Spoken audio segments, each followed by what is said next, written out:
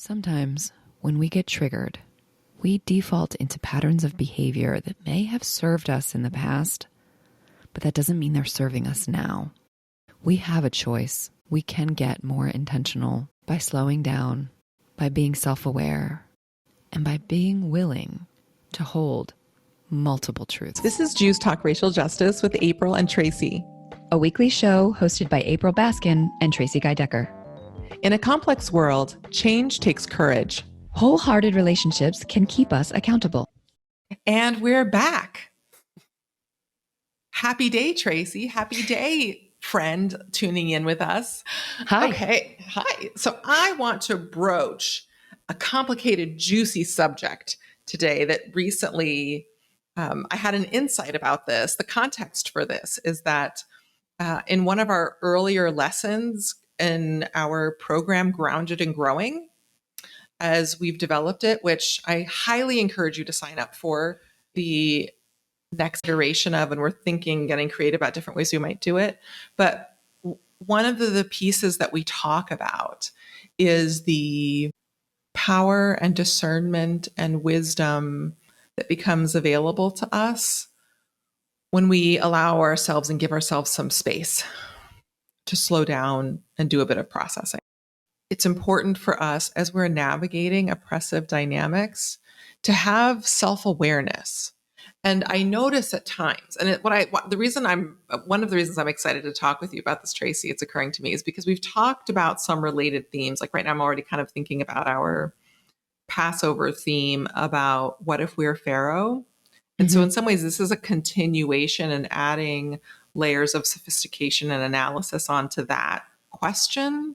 We have two core models that we teach our students. We have the Kavod model, which we've already talked about in a prior episode on the podcast. And we also have the Koach model. Kavod means honor and respect, and Koach means power and strength.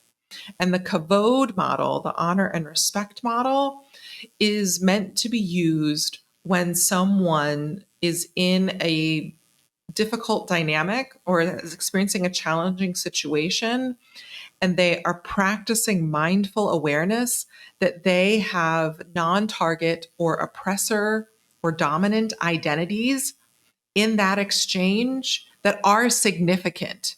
Even if they are being mistreated, that they, because of certain identities they have, foundationally, fundamentally, at the end of the day, have an upper hand, have a disproportionate oppressive powers or dynamics on their side. And that the Kavod model sets up that person to navigate that mindfully, to take care of their needs and also address the situation at hand while not abusing or leveraging the oppressive dynamics. And what we recommend in the context of teaching Grounded and Growing, most of our students, not all, but most of our students to date are white Ashkenazi Jews. And I recommend, and we recommend, that almost always that our students generally lean on using the Kavod model because white and or conditional white identity is a powerful dominant force in many circumstances. And then I also, well, I'll get to that story in a moment. So then with the Koach model, that is a model where even if, because we all have oppressed and oppressor elements of our being and identity. We all have different facets of our different identities and our sociological experience that have us in different ways at different times, and sometimes simultaneously experiencing both target and non-target encounters or oppressed and oppressor encounters. And the Koach model is for folks who have identities that significantly impact their experience in that moment and in general, but in that moment, and more so than the other dynamics, they are in an oppressed circumstance. So this is especially for folks of color. If someone has a non-binary or gender non-conforming identity, or identifies as transgender, if a person is very young, if they're in a room of elders, and so the course we teach is obviously for older folks, but where there is some power dynamic that is substantially different, and not only in that exchange, but in general in the experience, that person consistently experiences marginalization. Right. Not momentary marginalization, but chronic in how their job and or their experience in the community is received, what they are included more and more often excluded from, right? So that's some kind of general context. And also to kind of to balance out what I said about Kavod, for the Koach model, it's a more in-depth model, because when you are being targeted, there are a number of different factors you have to weigh in: safety, what is at stake, how are you weighing things, how can you record different things, can you look for allies. It has a similar starting point of anchoring in your breath and noticing that you've been triggered, but then the course of action is very different because it accounts for the fact that there's more at stake, and ends with also noticing that there may be more reinforcement needed to account for systemic oppression in a way that, for instance, and so the example that I often give in class, that I think is interesting for folks. So I often, in many situations in the US, usually engage in the Koach model to help me navigate conflict and challenge, because I'm often navigating as a woman of color, with learning differences, with different things, with different socioeconomic status than certain folks. But when I'm in Senegal, my USer American identity is very potent and powerful and relevant. So most of the time when I'm in Senegal, even when I am being targeted, I apply the Kavod model, because I am aware that maybe it's not likely, but it is, the fact that it is even possible is inappropriate, that if I got upset enough at somebody, I could take a course of action that could have them lose their livelihood. And that is disproportionate power. It is not appropriate. It is a result of American colonialism and imperialism. And that is something that I never want to leverage, even as I'm navigating a painful situation, say like with a physician who, and I actually haven't said this in class, Tracy, but I was thinking about it the other day and I was remembering I was experiencing it mostly as sexism, but I think in part as I debriefed it later in my mind, I think, which was still not appropriate, and he was rude and mean to me, but I think in part he was bringing up his bitterness about light-skinned people, about America, about different, about entitlement, because he kept saying things that weren't me. But when I thought about them in retrospect, he was projecting onto, he'd clearly had different experiences with people who look like me or who have circumstances in my life who hurt him, which doesn't make it okay that he hurt me, but also certainly means that I don't want to leverage that to hurt him in any way. So that's some broader context here to set the stage. And if folks have questions, feel free to follow up in our usual place on our website at joyousjustice.com under the podcast section. And, or if you're on TikTok, which I know a number of you are, hey, my TikTok peeps, you can also comment or send me a message there too, with any follow-up questions about anything we just shared, or if you want to know more about Grounded and Growing and you're like, ooh, this sounds amazing, that is just the tip of the iceberg, you might want to go sign up on our wait list sign up to be on our wait list for when we're going to be rolling out the next cohort. It is an incredible program. So it really is. All of that. Yeah. So as we were teaching that lesson and getting into some of the questions around it and going into the particulars of it, most of the students in the program are really thoughtful. So there wasn't resistance. But I know in general, I noticed that a lot of white Ashkenazi Jews frequently endeavor to do something like they take on there's a way in which in certain parts of their living that they're not, I don't think, consciously aware of. Some have started to become aware of it. They often live their life as a non-target person and or have an oppressor identity and accessing privilege and doing different things. But when they experience marginalization, basically what I'm trying to say here is when they experience marginalization, they go into what they think is a full-on marginalized person response. But what's fascinating to me, and this makes perfect logical sense, because most white Ashkenazi Jews in the United States are positioned in this interstitial middle agent role, when often, like as in the majority of the time, outside of folks who have done a lot of work around this or for other reasons have more awareness, when Jews go to advocate for themselves and stand up in the context of marginalization, particularly across lines of difference, but also just sort of generally, they also marbled all throughout those actions have different oppressor dominant patterns at play that I think they're not aware of. That for other folks who have a predominant, like Black folks or other people who have a predominant target identity that is heavily influencing their lived experience in the United States, don't do those things. And I see Jews doing things that they think are similar, but they don't notice the added power they have and the harm, the undermining that it might do to their message around their claims of marginalization, which often some of the specific elements of marginalization are accurate, but they're doing it in oppressive ways by talking over people, by belittling or undermining other groups, by treating something that, again, I would put on lower on the oppression scale as though it's higher on the oppression scale and calling for more stringent punishment. Do you want to add some nuance and perspective here, Tracy? I think some of the other behaviors that I would put in the same category would be kind of reducing the relationship to transactions. Yes. Like you can't, I'm not going to say this unless you say that kind of a thing, often around Israel, but not always.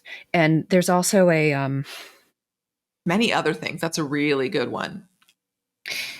There's also I'm not sure exactly how to articulate it, but I've seen it as it's related to that transactional thing, but almost like a wanting to sort of be one and done, set it and forget it. And I did that thing and now I'm good. Like, which is, I think, related. It's adjacent, it's cookie seeking, but it's not just that. I think there's also a piece of like, and to me, it's a little bit of like privilege or entitlement, like an expectation of having to do less work. Like, well, this was such a difficult thing. It's so amazing that I did this thing that I'm supposed to be doing regularly. But now that I've done it once, it's sufficient. This might not be this might not be where you were going, but to me, there's a way in which some of that stuff where I find people at times with other different identities or who are on the bottom end of an oppressive dynamic know full well that doing one thing, that don't have any expectation. Yeah. That if they don't show up and do the work, that they will get more for less contribution. Yeah. And I think regarding specifically the thing you're talking about the target, non-target, what I'm thinking about is there seems to be a pattern, which obviously is useful but not universal. So, but there seems to be a pattern where there's this sense, which feels like, white dominant culture influence of like there is an identity in terms of not target, non-target, which is unchanging. And so there's this there's this weight of this targeting that happened and it doesn't change. Like it is it is set in stone and that is who I am. As if context doesn't then change. As context, as all of the other sources of privilege which is not relevant. To say that those things, that the historic trauma isn't true. No, it's a both and, not either or. But then the indignation. Yes, immense indignation. That one would try to nuance that. That's the pattern of that feels because it is an either or is why I'm naming it as white dominant or white supremacist culture. That there's this either or, and this is. And how dare you suggest that I am other than? And here's the thing. Well, here's the paradoxical or the interesting dynamic about it. frequently at times, white Ashkenazi Jews claim marginalization, and at times literally either the broader context or the ways they are doing it are oppressive, and it gets called out. Jews engage in further oppressor pattern behavior and deny it outright or dismiss those people, and then which then further adds to their marginalization because they are damaging relationships with potential partners. And my big thing about this for my beloved Jews that I've been saying to myself and also at times to my colleagues for years as we were working on different press releases, and I was very alarmed at times when I would see blatant misinformation that was being proposed or at times was shared in different op-eds or pieces being written that would say things like, at times would deny facts about, say, certain things that were happening with Israel-Palestine or certain things that white Ashkenazi Jews had engaged in America. So an example of this would be Jews denying that, not all, but a number of Jews not being willing to hear and to outright denying and attacking folks, say like me, for instance, who has connection, whose family worked on the plantation of a Jewish former slave master. There's a whole interesting story about that I think we've talked about before, that there's like a meaningful connection. And my family used to have a different last name and they dropped that last name and adopted this last name. So there's all kinds of nuance there, but a lot of Jews will deny or call people anti-Semitic, at times even fellow Jews. And there's just nuance that's needed here. And so what I was trying to say, and then I got into some of the specifics, overall, Jews, like any other group of people, like every other human community, and especially in alignment with other communities that have been targeted for destruction, are profoundly and unconditionally worthy of protection and love. And I don't always think this is conscious, and sometimes it is. And we don't have to lie, and it actually undermines us when we are not willing to tell the nuanced story of our experience. To me, a simple comparison that feels really relevant is I very much embody and own all of the different facets of being a Black African heritage woman. And in many contexts and how I navigate through the world, I also fully owned that I am lighter skinned than many Black people. And that in a number of ways, it's fascinating to me how much it hasn't helped my experience. But in a lot of ways, I also have avoided higher levels of violence. It has vastly impacted my life. And I hold both. And in certain situations, in many situations around specifically the ways that anti-Blackness is levied at folks and me wanting to claim the fullness of my heritage, I both fully own that. And when I'm in spaces, for instance, with other Black folks, I often shut my mouth a lot more and give them the floor if they have lived different experiences as me. And then I navigate that at times if I'm like, oh, there are other dynamics, or I see anti-Semitism potentially playing out, which doesn't happen often, but can happen. I know a lot of people have this big thing about Black anti-Semitism, and I'm not trying to feed into that. But again, I'm also not trying to deny it either, and having a nuanced, robust perspective. And so there is an opportunity here. And I know that there's likely more training and healing and different things that are needed, because another element of this, I think in part why Jews, now I'm going to get deep here, I know we already are, but I think why Jews lean on this simplistic narrative and the oppressive patterns is in part driven by the fact that they are not yet resourced well enough to access and heal their unhealed collective trauma. And so paradoxically, it's actually what's partially keeping in place is on the surface and significantly the oppressor patterns that they've been indoctrinated with from their middle agent role, and having access to different oppressive institutions and generally being able to navigate them with ease as compared to other folks with other identities who literally had to fight tooth and nail to stay in them. Like I had to fight tooth and nail and work super hard. And I had a couple semesters where I almost didn't finish it finish school because I couldn't pay my way through, right? So very different experience. And moments of racism and anti-Semitism and those things happen, right? Oh, I'm going all over the place a little bit, but there's so much to say here, but it's good. We're just unpacking this, and we'll, in a Twitter exchange recently, I shared a TikTok exchange, I shared a video that was talking about how Jews have never been fully classified as other in the ways that Black folks or Indigenous folks have. And a bunch of people, fascinatingly, a bunch of white Ashkenazi Jews, perhaps some mixed heritage, wrote in about how Jews experienced housing discrimination, which felt a little bit like Jewish white splain, like it felt like a little bit of like white Jewish splaining to me. Like I know that. And also sort of missed the core point of what she said. And I think part of what is driving that is unhealed.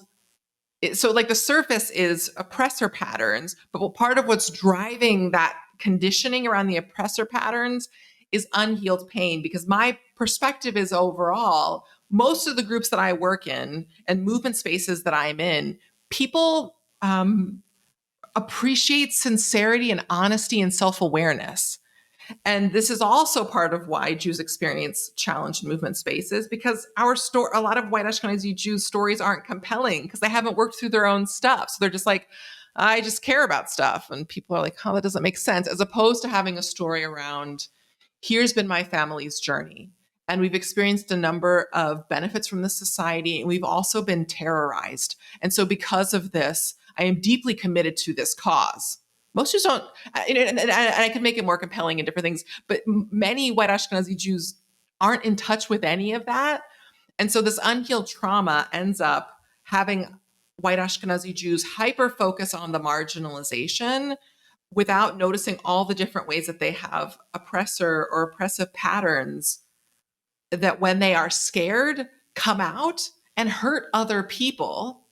And all of this, none of this negates the fact that Jews are worthy of profound love and protection and safety, but it undermines. We undermine our own efforts when we don't get healing and training and support around how to effectively address and shift some of these patterns and begin to collectively, more intentionally work on some of those root hurts and start to face the unfaceable and heal them, instead of projecting that unhealed pain through oppressor patterns while claiming marginalization onto would-be allies and also folks across lines of difference who are more targeted than we are often in day-to-day life in U.S. society.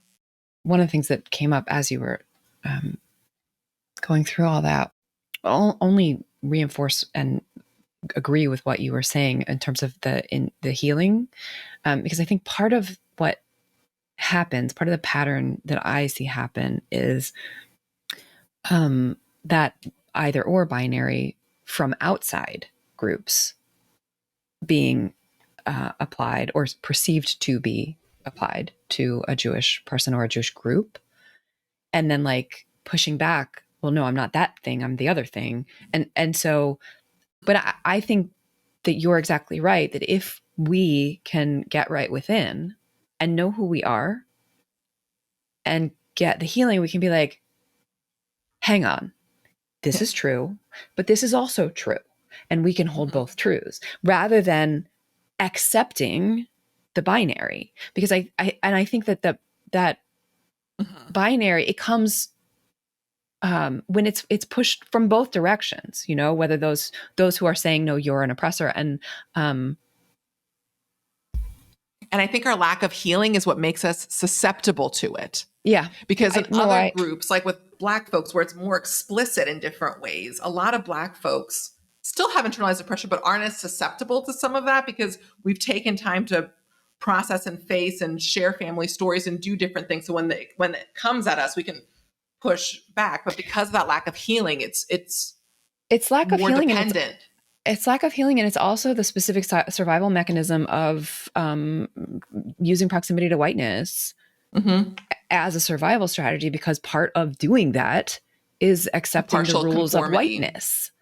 And the either or is one of the rules of whiteness. And so Yes. I think it's all of those things. Well said.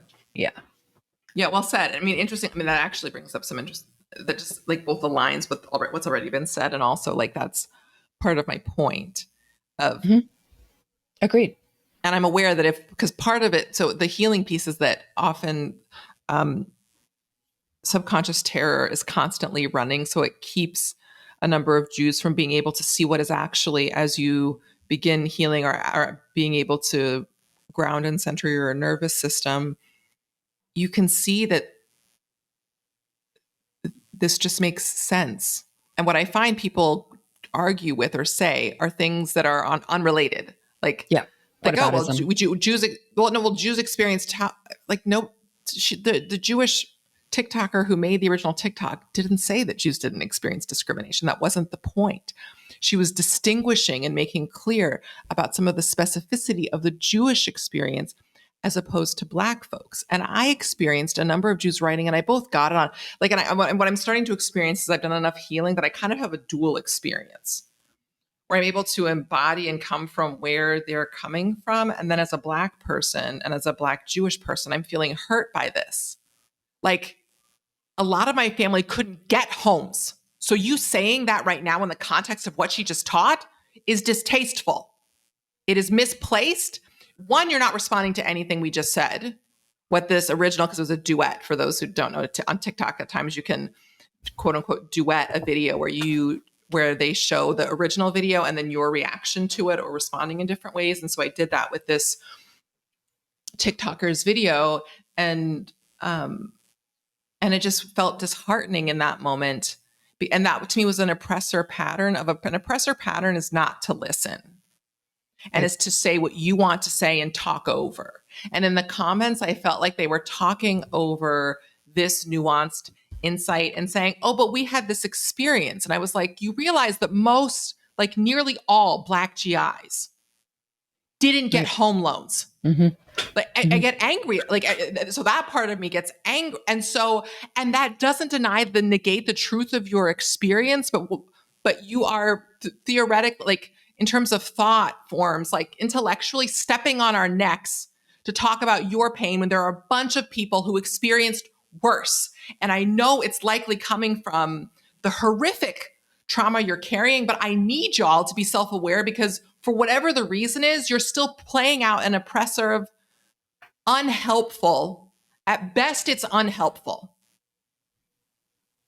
And it's catharsis that is misplaced. And it's just a repeating of a trope. So it's not even really healing you. Who is that helping? And it's just blatantly, and they can't even see it because they're in their own stuff.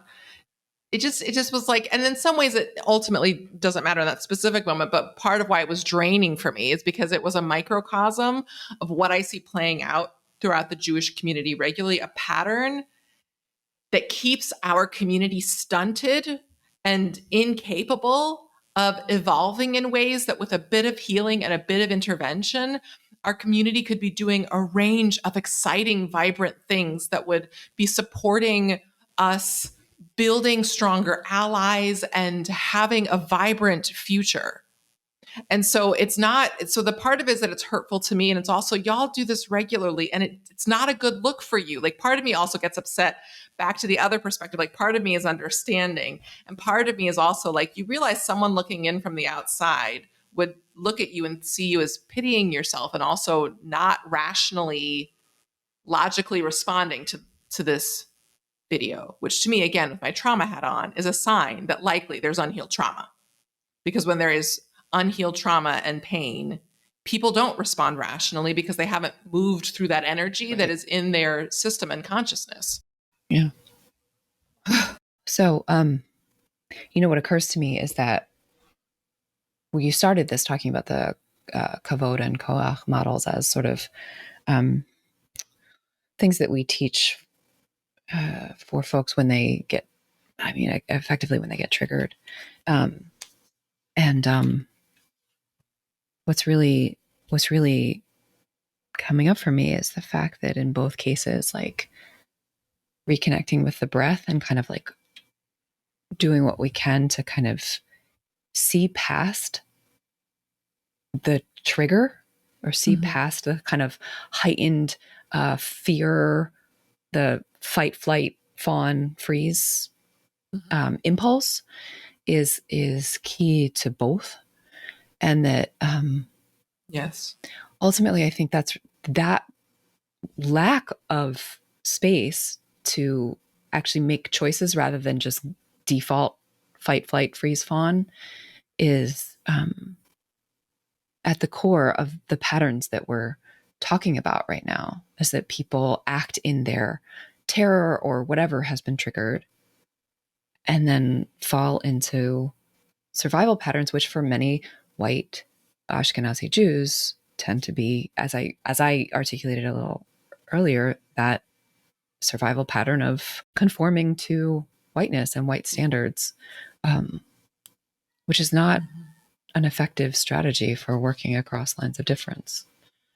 And what's interesting about it too is that it further exacerbates and causes the pattern to continue, because that alienates potential would-be allies, Right. and confuses some other folks, and also too, and some of the folks who are their oppressors. Also, it just kind of plays into the pattern they're hoping for, where it sets Jews up to be the perfect scapegoat. Yes. Right. Exactly. Where they're leveraging these oppressor dynamics, don't have access to all of the oppression, but are still leveraging some of them while complaining about being a victim. And it's really a distasteful look, but then also too, it leads to the perpetuation of Jews doing it, because it's not going to ever meet your need. It's not going to meet our needs, because people aren't going to want to connect with us when we are claiming, express either explicitly at times claiming or acting as though we are experiencing more marginalization than many people who experience much more marginalization than our community does in the United States, and doesn't get our need met because we are alienating. We have patterns, oppressor patterns, that alienate people from supporting us, which causes more pain, which causes people to double down on this pattern, and it is not working. Right. We need to slow down, stop, and begin practicing other things. And the nice thing about the Kavod model is it helps to get our needs met without causing harm, and moves in the direction of a more virtuous, healing, empowered cycle of advocating for our needs, while also recognizing that there are many groups who we have substantial benefits above, even as we are also targeted by horrifying, terrible things, but also a lot of other folks are also navigating those more frequently in day-to-day life. Yeah. Or even if it doesn't matter if we're using power over to advocate for our, for correcting marginalization. It's a fundamental oxymoron. What doesn't matter? Right. To use power. What I just said doesn't matter? No. How frequent, I think the frequency, if of the marginalization. Right. If a Jew, an individual Jew feels that they actually are experiencing anti-Semitism on the regular every day, at using power over to try and make that point, it doesn't work. It's back to Audre Lorde's The Master's Tools. Right. So that was what I meant. I just meant the actual frequency. Right. If we're using power over as a tool to try and alleviate it, is not going to. Yeah. It's not going to work. Part of our lack of our misperception of certain dynamics goes back to not addressing and healing what it is. That's what keeps something big and disproportionate in anyone's life. And so that's in part why Tracy and I have developed Grounded and Growing, and why I continue to think of different strategies. And in Grounded and Growing, we don't directly engage in trauma healing, but what we've done is created a system that is deeply trauma informed, that enables incremental healing and deeper awareness to be cultivated, and to steadily build momentum and position someone well to further and more skillfully identify what are the specific echoes of trauma that are manifesting in your life, so that you can then be more prepared and more informed as you access deeper levels of healing. And also, as Tracy knows, and different participants and our alumni know, I'm also hoping to cultivate and build an ever-growing cohort of folks who have this analysis, so we can also bring more minds into this and start to think about what, because I think it's going to take a variety of things. Like, for instance, Tracy, you are on a more intense journey around this, and I'm on my own journey around it too, which I think is fun, around mindfully and increasingly contradicting the internalized oppression that we have as Jews around detaching from our bodies in different ways. And it manifests differently for us. And for me, part of what this trauma healing looks like at times is some of the traditional ways that people think of trauma healing.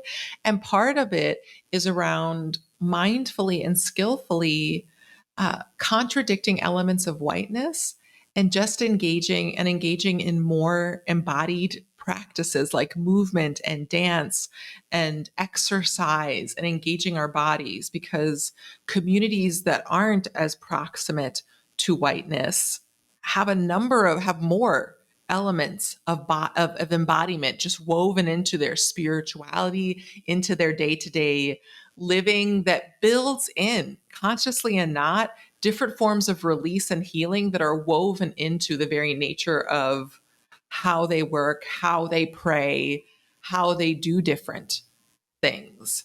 And so I'm excited to have a cadre of folks from a diversity of perspectives, because the insights that we teach in Grounded and Growing have many potential different applications that I'm excited to bring to our people, because I continue to believe that Jews have a distinctive role to play in Tikkun Olam, and a core part of the work I've been doing, and that Tracy and I have partnered in amazingly over the past couple years, is providing trainings and resources to help us, and resourcing our people to help do that better, and to help heal and resolve and address the different glitches that show up, so that we can be more well and vibrant, and that we can be as effective as we can in engaging in tzedek tirdof, in pursuing justice. Yay. So I'm really curious. I would love for folks to message us, to send feedback about how this episode landed with you, if you have any questions, or if this sparks an idea for you, because to me, this pattern plays out in lots of different places, and we haven't gotten into, which is starting now that I'm crystal clear that this is what happens. I'm starting to think about, based upon what I already know and other elements of what we already teach, are what are effective antidotes to this. But a core part of being able to address it is starting to notice it. So I would love for you to just think and send it to me energetically, and or actually send us something saying, like, do you see this playing out? Or if you don't quite yet, I invite you to look for it and start noticing, particularly on social media or in different meetings and key moments, if you can start to identify some of these different things playing out. Thanks for tuning in. Our show's theme music was composed by Elliot Hammer. You can find this track and other beats on Instagram at Elliot Hammer. If this episode resonated with you, please share it and subscribe. To join the conversation, visit JewsTalkRacialJustice.com, where you can send us a question or suggestion, access our show notes, and learn more about our team. Take care until next time, and stay humble and keep going.